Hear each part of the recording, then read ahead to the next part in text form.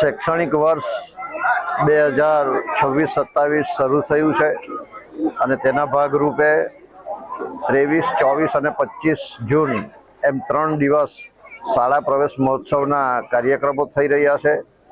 આજરોજ બારડોલી વિધાનસભા મત વિસ્તારમાં સમાવિષ્ટ એવા પલસાણા તાલુકાના અંભેટી ગામે કન્યા કેળવણી મહોત્સવ અને શાળા પ્રવેશ મહોત્સવમાં આજે હું પોતે ઉપસ્થિત રહ્યો હતો। આંગણવાડીના બાળકો, પહેલા ધોરણના બાળકોને શાળામાં પ્રવેશ અપાવ્યો છે।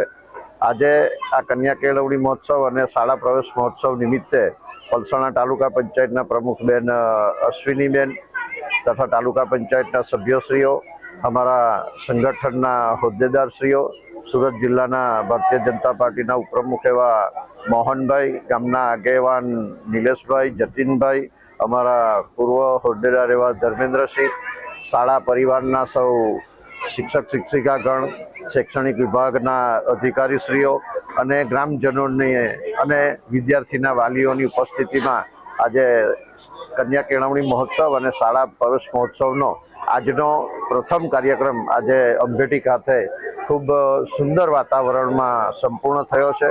સાથે સાથે નવા શાળાનું ભવનનું પણ લોકાર્પણ થયું છે અને વૃક્ષારોપણનો કાર્યક્રમ પણ આજરોજ કરવામાં આવ્યો છે।